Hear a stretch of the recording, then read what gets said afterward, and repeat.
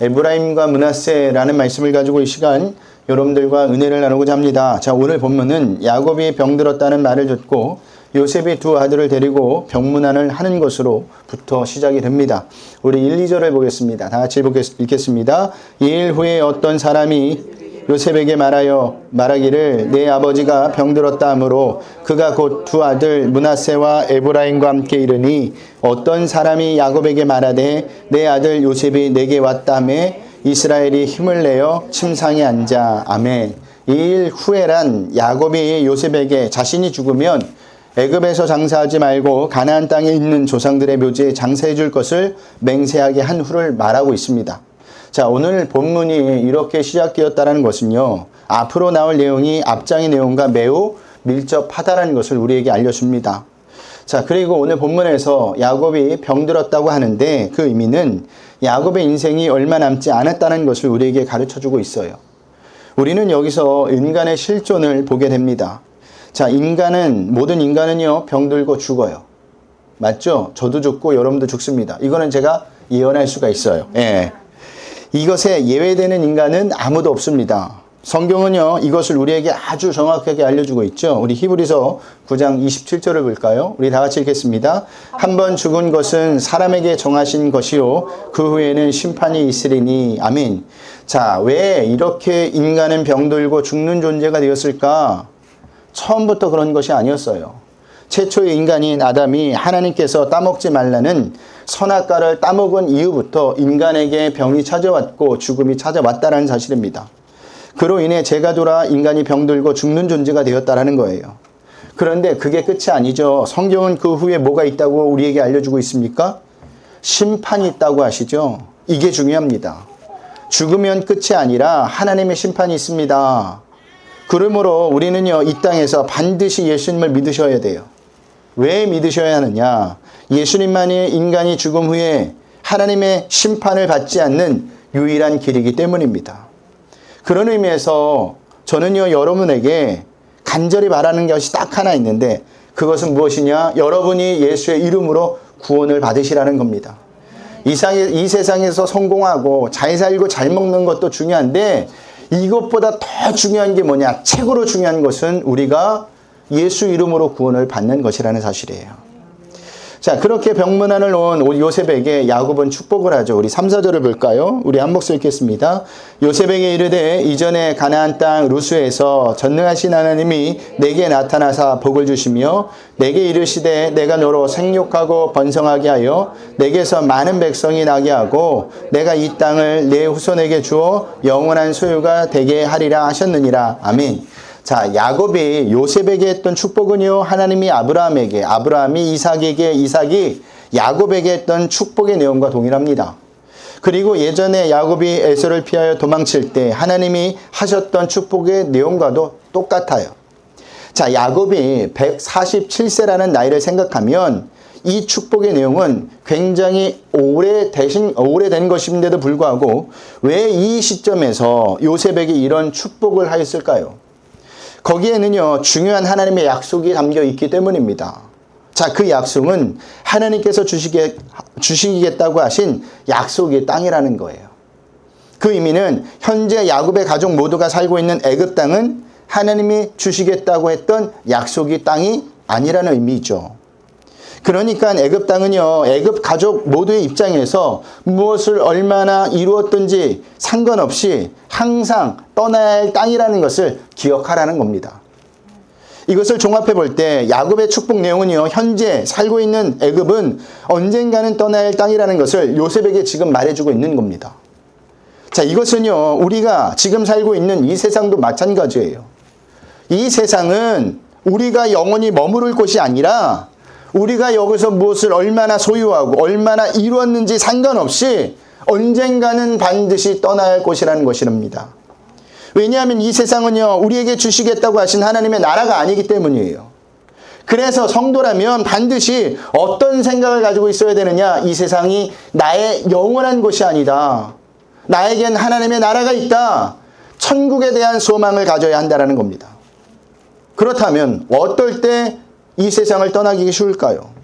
두 가지로 말할 수 있는데 첫 번째는요, 이 세상에 정을 두지 않는 사람이 떠나기 쉽고, 두 번째는요, 이 세상에 내 것이 없는 사람이 떠나기 쉽습니다. 다른 말 같지만 사실은 같은 말이에요.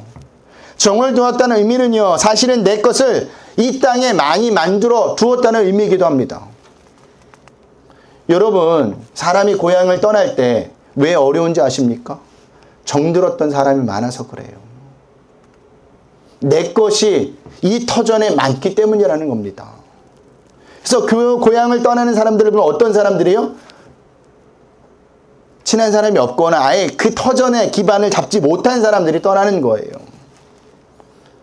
그렇기 때문에 우리는요, 이 세상을 살면서 이 세상에 정 붙이지 마셔야 합니다. 그래야 쉽게 떠날 수가 있는 거예요. 쉽게 천국을 바라보며 더 소망할 수 있다는 사실입니다. 자, 그리고 오늘 본문을 보니까 야곱은요, 또 요셉에게 어떤 말을 하죠? 5절을 볼까요? 우리 다 같이 읽겠습니다. 내가 애굽으로 와서 내게 이르기 전에 애굽에서 내가 낳은 두 아들 에브라임과 므낫세는 내 것이라 루벤과 시므온처럼 내 것이 될 것이요. 아멘. 야곱은요, 요셉에게 에브라임과 므낫세는 내 아들로 삼겠다고 말합니다. 그것이 내 것이라 라는 말이에요. 자, 이렇게 된다면 요셉의 아들들, 즉 에브라임과 므낫세는요, 이스라엘의 12지파에 그 이름이 들어가는 게 되는 것이고요. 하나님이 주신 땅을 기업으로 받게 되는 겁니다. 또 다른 의미로는 요셉이 다른 형제들에 비해 두 목의 기업을 받는 것도 되는 겁니다. 그리고 이것은요, 장자권이 요셉에게로 넘어갔다는 뜻이기도 하는데 성경을 보면요, 실제로 그렇게 되었죠. 원래 장자가 누구였죠? 야곱의 장자가 누구였어요? 누구였어요? 루벤. 네, 맞아요. 루벤이었어요. 한번 보겠습니다. 역대상 5장 1절 2절 말씀입니다. 역대상 5장 1절 2절 말씀 우리 다 같이 읽겠습니다. 이스라엘의 장자 루벤이 아들들은 이러하니라. 루벤은 장자라도 그의 아버지의 침상을 더럽혔으므로 장자의 명분이 이스라엘의 아들 요셉의 자손에게로 돌아가서 족보에 장자의 명문대로 기록되지 못하였느니라. 유다는 형제보다 뛰어나고 주권자가 유다에게 났으나 장자의 명분은 요셉에게 있느니라. 아멘. 자, 장자의 명분이 누구에게로 돌아갔다고 이야기하고 있습니까? 요셉에게 돌아갔다고 이야기합니다. 요셉이 몇 번째 아들이죠? 그렇죠. 11번째 아들이에요. 근데 요셉이 장자가 된 거예요. 또한 내 것이라는 말은요, 장자의 명분이 혈통의 순서대로 이어지지 않는다는 것을 또한 보여주고 있는 겁니다. 무슨 말이냐? 장자의 명분은요, 인간의 조건과 자격에 상관이 없다라는 거예요. 하나님이 주시는 장자의 명분은. 이것은요, 나중에 에브라임과 므낫세를 야곱이 축복할 때도 야곱이 오른손을 차남인 에브라임 머리 위에 얹은 것에서도 동일하게 나타납니다. 사실 요셉의 아들들은요, 혈통적으로 보면 이스라엘의 순수 혈통이 아닌 혼혈아였죠. 왜냐하면 요셉은요, 애굽의 총리가 된 후에 애굽의 제사장 보디베라의 딸 아스낫과 결혼을 하였기 때문입니다. 그 사이에서 에브라임과 므낫세가 태어난 거예요. 우리 창세기 41장 45절을 볼까요? 우리 창세기 41장 45절 말씀입니다. 우리 다 같이 읽겠습니다. 그가 요셉의 이름을 사브낫 바네야라고 하고 또 온의 제사장 보디베라의 딸 아나스를 그에게 주어 아내로 삼게 하니라. 요셉이 나가 애굽 온 땅을 순찰하니라. 아멘. 자, 이렇게 결혼한 사이에서 태어난 자녀들이 누구라고요? 에브라임과 므낫세라는 겁니다. 그런데도 야곱이 에브라임과 므낫세를 자기 자식으로 삼았다는 것은요, 하나님의 백성으로 일컫는 이스라엘 백성이 되는 것이 인간의 혈통이나 조건과 무관함을 우리에게 보여주고 있다는 사실입니다. 그렇다고 나머지 형제들은 괜찮았다는 말은 아닙니다. 그들 또한 자기 형제를 팔아먹는 자격과 조건이 되지 않는 파렴치한 형제들이었어요. 성도인 우리는요, 이러한 이스라엘의 12지파에게서 우리의 현재를 봐야 하고 확인해야 하는데, 우리 또한 이스라엘 12지파와 다를 바 없이 형통이나 자격이나 조건이 되지 않는 존재였다는 것을 늘 아셔야 한다는 겁니다. 보세요. 인간인 우리가 하나님 앞에서 자랑할 혈통이나 자격이나 조건이 뭐가 있죠? 하나도 없어요. 그저 인간은요, 하나님 앞에 한낱 죄인에 불과합니다. 그 어떤 혈통이나 자격과 조건을 하나님께 앞에 꺼내 놓는다 해도 하나님의 기준에는 턱없이 모자란 존재들이라는 겁니다. 그런데도 우리는 무엇을 자랑하느냐? 인간은 무엇을 자랑하느냐? 자신의 혈통을 자랑합니다. 몇 대를 이은 기독교 집안을, 친척 중에 몇 명의 목사와 장로가 있다는 것을 자랑해요. 이것은요, 심지어 교회를 다니고 있지 않는 분들도 자랑을 하시더라고요. 하지만 이 모든 것들도 하나님 앞에서는 자랑이 못 된다는 것을 아셔야 돼요. 왜 이것이 자랑이 되지 못하느냐? 이것 또한 하나님의 은혜로 주어진 구원이기 때문입니다. 그들이 괜찮아서, 잘해서 예수를 믿은 것이 아니라, 구원받은 것이 아니라, 목회자가 된 것이 아니라, 장로가 된 것이 아니라, 기독교 집안이 된 것이 아니라, 하나님의 전적인 은혜가 부어져서 그 사람이 목회자가 되었고, 장로가 되었고, 선교사가 되었고, 믿는 가정이 되었다는 사실입니다. 모두 다 하나님의 은혜라는 거예요. 에브라임과 므낫세도 혈통과 자격과 조건을 따진다면 그들은요, 이스라엘에 속할 수가 없었어요. 하지만 요셉에 속한 요셉의 아들이라는 것으로 야곱에게 내 것이라 라는 선언을 듣게 된 것입니다. 전적인 하나님의 은혜이며 요셉의 덕분이죠. 이것은 이스라엘 백성들도 마찬가지예요. 한번 볼까요? 이사야서 43장 1절 말씀입니다. 하나님께서 이스라엘 백성을 향해 어떤 말씀을 선포하시는지 우리 다 같이 읽겠습니다. 야곱아, 너를 창조하신 여호와께서 지금 말씀하시느니라. 이스라엘아, 너를 지으신 이가 말씀하시느니라. 너는 두려워하지 말라. 내가 너를 구속하였고 내가 너를 지명하여 불렀나니 너는 내 것이라. 아멘. 여기 야곱과 이스라엘은 동일한 사람을 이야기하는 겁니다. 자, 이렇게 이스라엘을 내 것이라 말씀하신 것도 이스라엘에게 그럴 만한 형통과 자격과 조건이 있었기 때문이가 아니라 하나님이 일방적으로 구성하셨고 그를 지명하여, 그 나라를 지명하여 불렀기 때문이라는 겁니다. 그리고 이것은요, 오늘날 우리가 예수님 덕분에 구원받는 것과도 같은 이유입니다. 그렇기 때문에 성도인 우리가 반드시 알아야 할 것은요, 하나님과의 관계에서 우리 또한 죄로 인해 하나님께서 심판을 받을 수밖에 없는 존재였다는 것을 늘 아셔야 되고, 내가 구원받은 것은 내 혈통과 자격과 조건과 능력이 아니라 전적인 하나님이 베푸신 은혜라는 것을 반드시 아셔야 한다는 겁니다. 그럴 때 성도인 우리는요, 내가 다른 사람보다 먼저 구원받은 것에 교만하지 않고요, 다른 사람도 우리처럼 하나님의 베푸신 은혜를 받아야 할 자로 여기게 되는 것이며 그를 위해 기도해 줄 수 있는 자가 되는 겁니다. 이것은 잊으시면 안 돼요. 그리고 여기서 한 가지 더 살펴볼 것이 있는데, 야곱이 요셉의 두 아들 에브라임과 므낫세에게 내 것이라고 한 것은 그들에게 어떠한 동의도 구하지 않았다라는 거예요. 맞죠? 야곱의 일방적인 선포였고 선언이었습니다. 마찬가지로 예수님의 오심도, 십자가의 죽으심도, 우리를 부르시고 죽으신 것도, 구원하신 것도 모두가 하나님께서 일방적으로 만들어 가신 사건이에요. 그때 우리는 하나님을 몰랐고요, 죄인이었고요, 하나님과 원수된 자들이었습니다. 그런데도 하나님께서 일방적으로 만드신 사건이 우리의 사건이 되어서 우리가 구원을 받을 수 있게 된 것입니다. 그런 의미에서 우리의 믿음을 열정이나 노력, 의지로 생각하시면 안 돼요. 믿음은 열심을 부리는 것이 아니에요. 믿음은 의지로 나타나는 것도 아닙니다. 그렇게 생각하는 것은요, 믿음이 아니라 교만이에요. 내가 할 수 있다는 교만이라니까요. 믿음은 그런 것이 아니라 나를 일방적으로 구원하신 하나님의 사랑을 아는 겁니다. 그리고 그 사랑에 항복하는 자로 나오는 것이 믿음이에요. 여기서 항복한다는 말은요, 몇 주 전에 설교에서도 말씀드렸듯이 하나님의 몰아가심에 머리로는 이해가지 않는다 할지라도 하나님을 믿기에 어떠한 말씀에도 순종하는 것이 항복입니다. 어떠한 이끌림에도 순종하는 것이 항복이에요. 그런 의미에서 우리는 하나님의 어떠한 말씀에도 이끌림에도 순종하는 자로 날마다 살아나셔야 한다는 겁니다.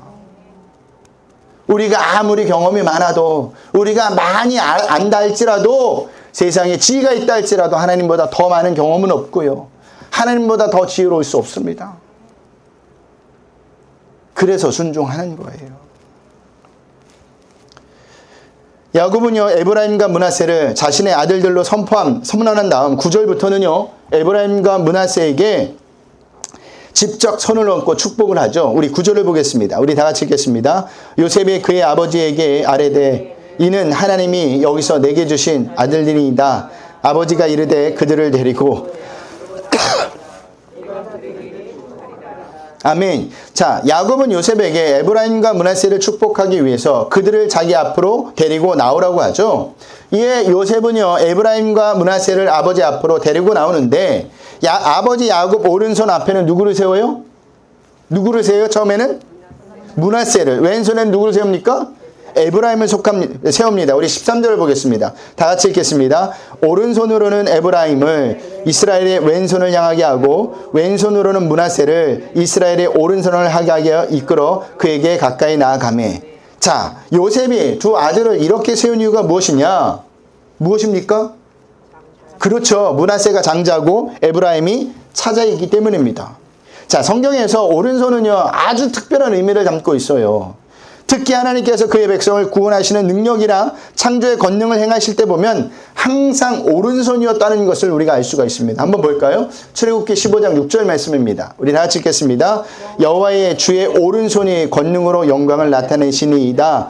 여호와여 주의 오른손이 원수를 부수시니이다. 아멘. 보세요. 여호와의 오른손이 권능의 영광을 나타내고 여호와의 오른손이 원수를 부순다고 하죠.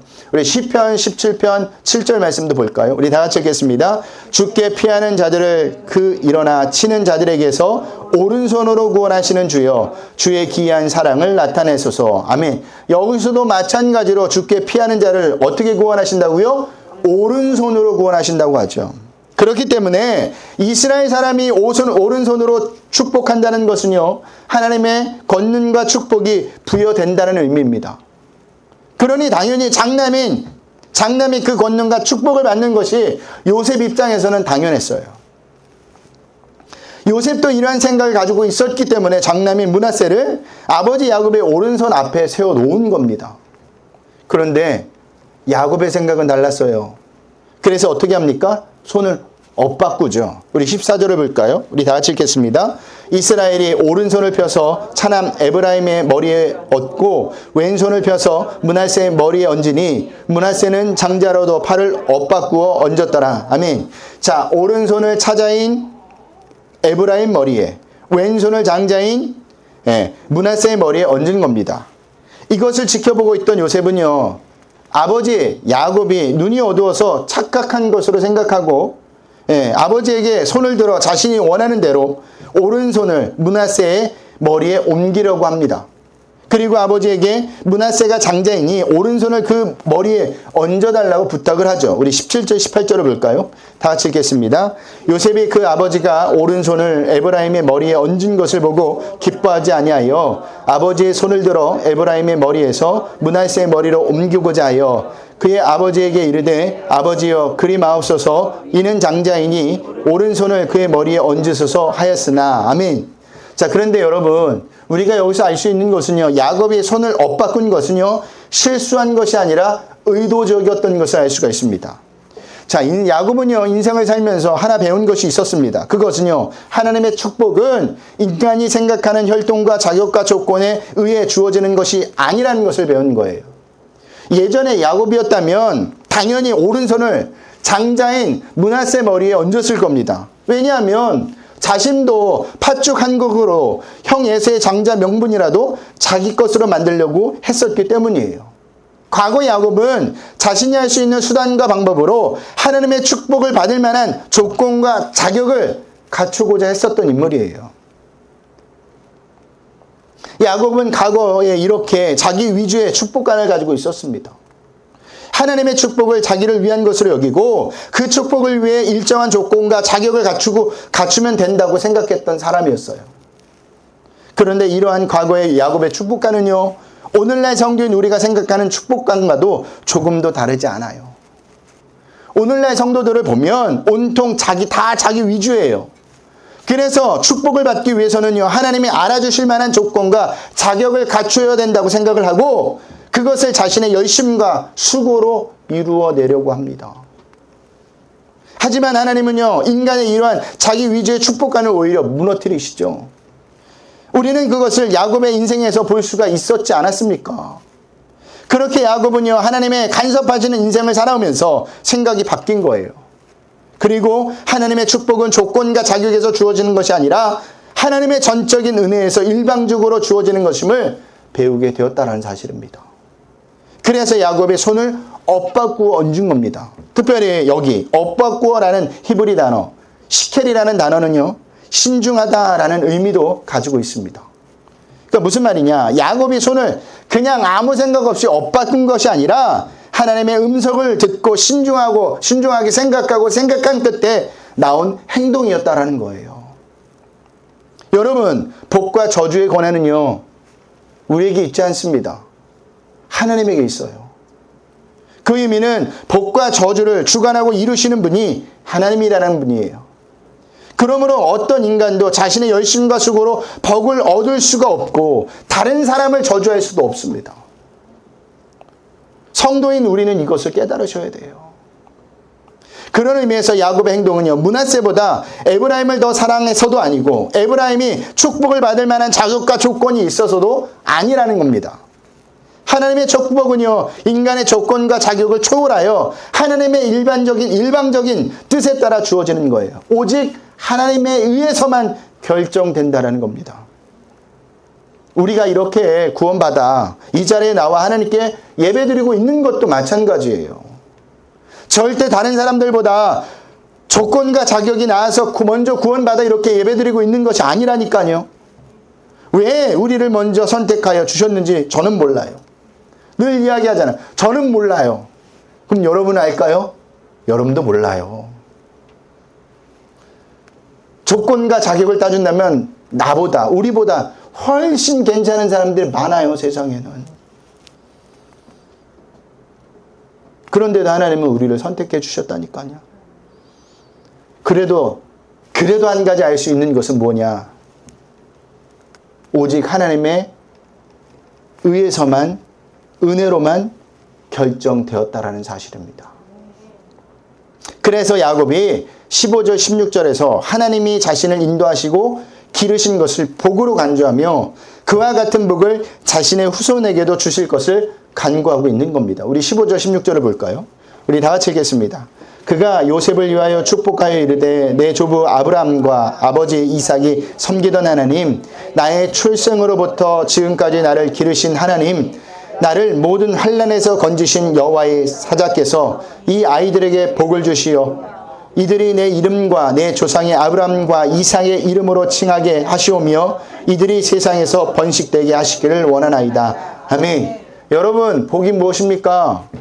우리의 바람과 소원이 이루어지는 것이 복이 아니라 하나님에 의해 출생서부터 삶을 사는 내내 하나님께 길러지는 것이, 간섭받는 것이, 하나님께 인도받는 것이, 몰아감을 당하는 것이 복입니다. 좀 더 쉬운 말로 이야기하면 내 마음대로 사라지지 않고 하나님에 의해 인생이 사라지는 것이 복이라는 거예요. 여러분은 지금 그런 복을 받고 계십니까? 받고 있으니까 여기에 나와 있는 거예요. 여러분 인생 뜻대로 다 됐다면 여기 나와 있는 사람 아무도 없어요. 왜요? 하나님이 필요 없지. 왜 필요해요? 내 마음대로 살면 되는데. 그게 안 됐으니까 여기 나와 있는 거 아닙니까? 그래서 그런 의미에서 여러분은 복받은 존재라는 겁니다. 말씀을 마치겠습니다. 우리가 에브라임이고 므낫세예요. 우리는요, 혈통상으로 이방인이죠. 선택받지 못한 백성이었어요. 조건과 자격이 없는 자들이었어요. 그럼에도 불구하고 하나님의 은혜로 구원받은 백성이 되었습니다. 그리고 우리의 바람과 소원이 이루어지는 것이 복이 아니라 하나님에 의해 길러지는 것이 복입니다. 그 길러지면은요, 우리가 가기 싫은 일도 분명히 있을 겁니다. 하지만 우리가 가기 싫은 길도 가다 보면요, 하기 싫은 일도 하다 보면요, 그 길과 일이 우리에게 가장 좋은 것이었음을 분명히 알게 된다는 거예요. 그러니 한 주간도 이 확신을 가지고 하나님의 몰아가심을 당하는 저와 여러분들이 되시길 소원합니다. 하나님이 여를 이끌어 가실 때 불평불만하지 마세요. 오히려 감사하세요. 절대 우리를 망하게 하지 않습니다. 하나님은 절대 당신의 백성을 망하는 길로 집어넣지 않아요. 오히려 그것이 옳은 길이기 때문에, 우리에게 유익한 길이기 때문에 인도하시는 겁니다. 이것을 꼭 믿고 사시는 한 주가 되시길 주님의 이름으로 부탁드리겠습니다.